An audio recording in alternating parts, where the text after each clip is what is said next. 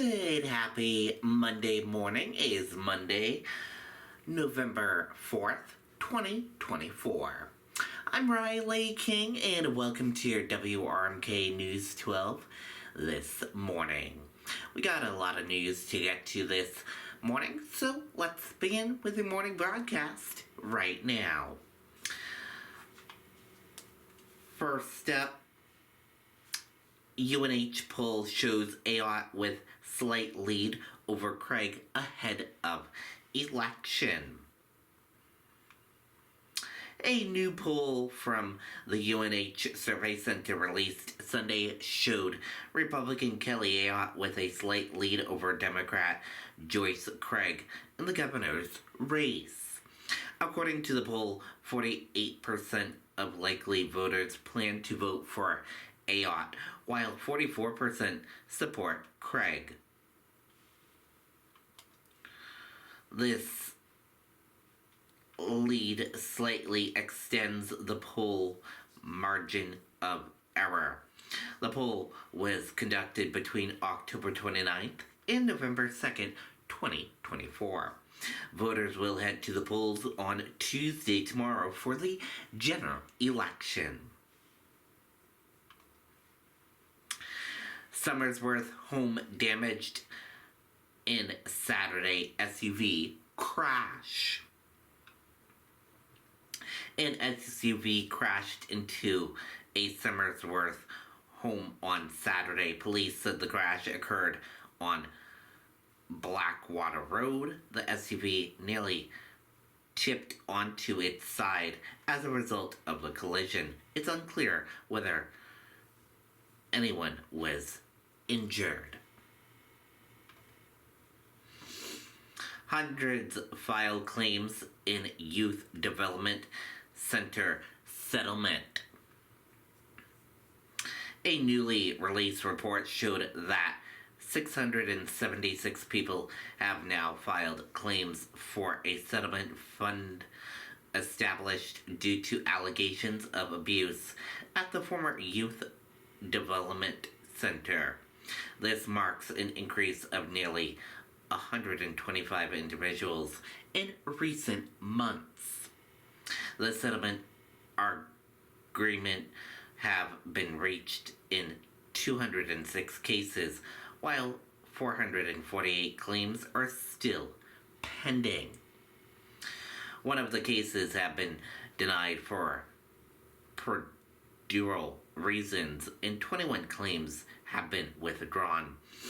The deadline to file claims is the end of June of next year.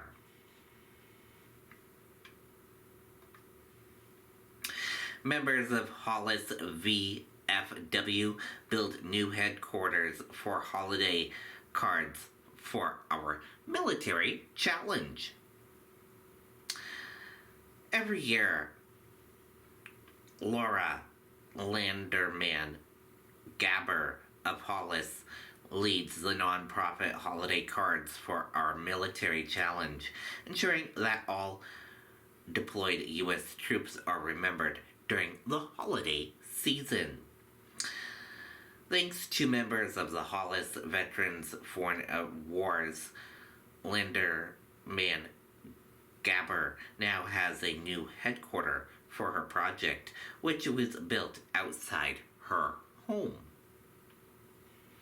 The headquarters officially opens Sunday. Yesterday it opened up.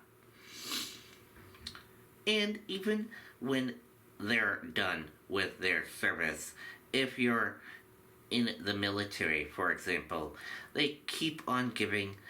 So this VFW group, for example, and the volunteers that came, many of them veterans, they just keep on giving. They know the meaning of service, Landerman Graber said. Since starting the project in 2003, more than 1 million cards have been delivered. To help out, visit holiday cards for our military challenge website. Congressional candidates make last push to appeal to voters across New Hampshire. Let's take a listen to that report from WMUR News 9.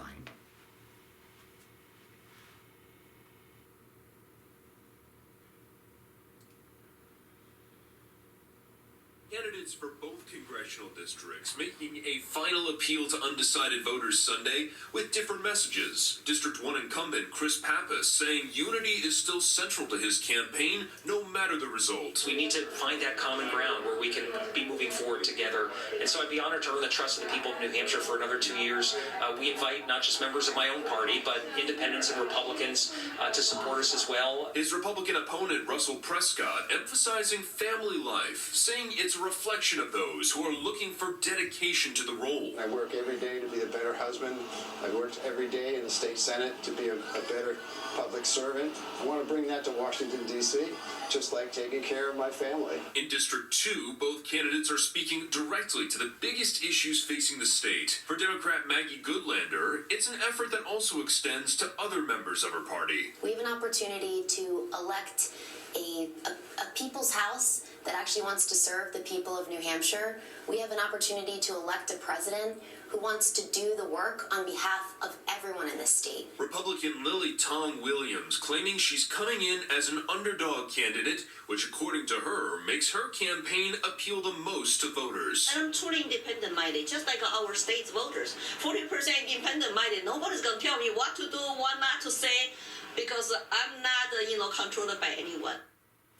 Now, all four of the candidates we talked to today say they plan to continue canvassing across New Hampshire through tomorrow and then into Election Day. And speaking of the candidates for Congress and for governor, they'll both get one last chance to win your vote when they deliver their final pitches live tomorrow on News 9 at 5. And then on Tuesday, our New Hampshire votes coverage begins at 7. Well, the special hour here on WMUR, when the final polls close at 8, will be live on our website, app, and very local with the latest Granite State results. And then you can join us on WMUR for News 9 and 11 to hear from the winners of those local races.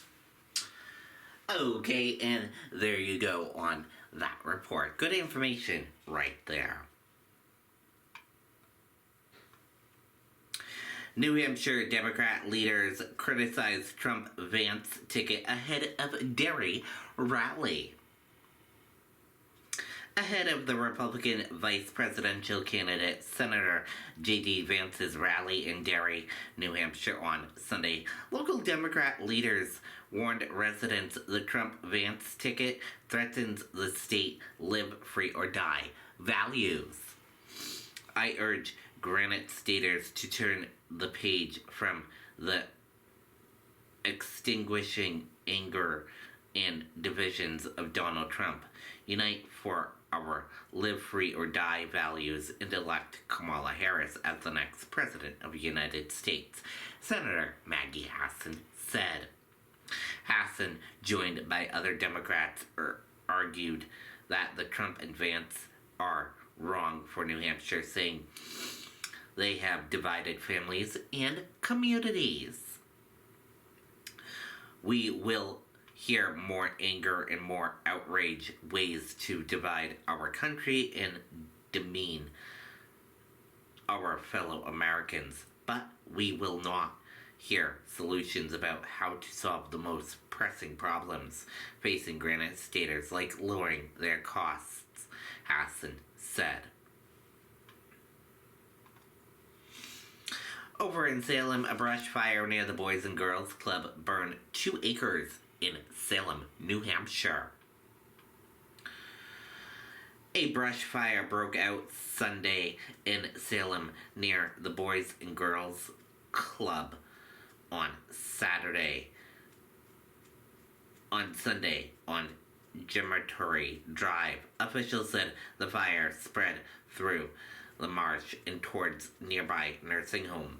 The Salem Fire Department got the fire under control after it heard already 2 burned acres. Authorities said the fire was not suspicious and may have started by electrical power pole.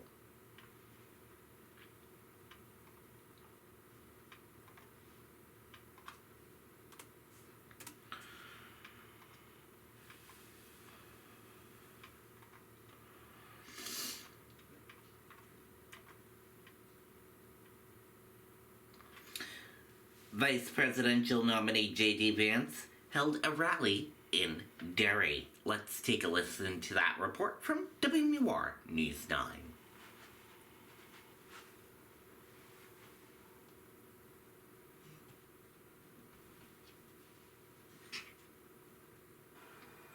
Well, Isabel, what we heard here tonight from the senator was very similar to what we heard at those campaign stops today in North Carolina and Pennsylvania, but he also spoke on issues that voters who were here told me felt very specific to our state. I believe that in 2 days, we're going to turn New Hampshire red and make Donald Trump the next president of the United States.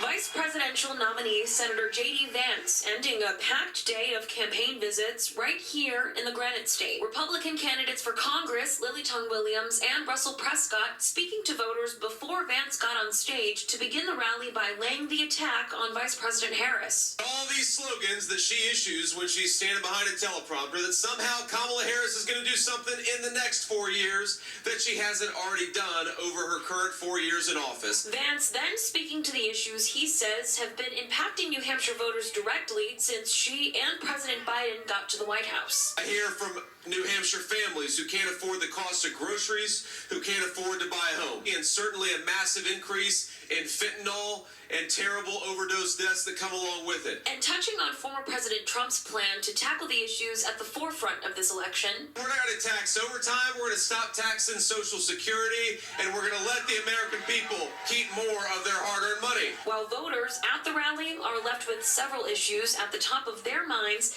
heading into Election Day. The biggest issue for me in this election is affording a house in the next 4 years. Making sure that our taxes are low and that the cost of living gets decreased. Definitely illegal immigration. I'd say keeping men out of women's sports. Now, Donald Trump Jr. was also slated to speak here at tonight's rally, but Trump campaign staff tell me a last-minute schedule change forced him to cancel. Either way, voters on our way out today just told me they are excited for Tuesday. We're live in Derry tonight. Imani Fleming, WMUR News 9. Okay, and there you go on that report. Election down to the wire in swing states. Let's take a listen to that report from ABC News.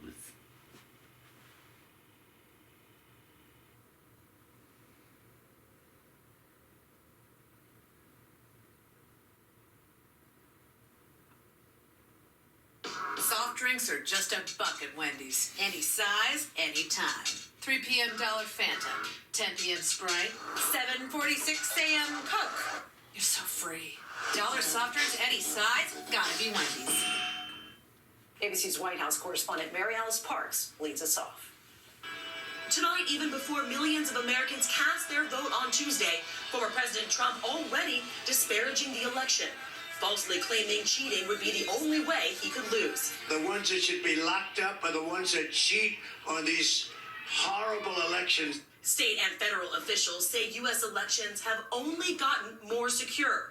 Vice President Kamala Harris arguing Trump is trying to make people think their vote doesn't matter. It is meant to distract from the fact that we have and support free and fair elections in our country. We did in 2020. He lost. Trump today in Pennsylvania still denying those results, while talking about the border, telling supporters he shouldn't have left the White House. I shouldn't have left. I mean, honestly, because we did so well. In the final days of the campaign, the former president's rhetoric increasingly dark and violent, and joking he wouldn't mind if reporters got shot if there were to be another attempt on his life. To get me, somebody would have to shoot through the fake news, and I don't mind that so much. National polls have Harris and Trump locked in a dead heat. The battleground's also tight.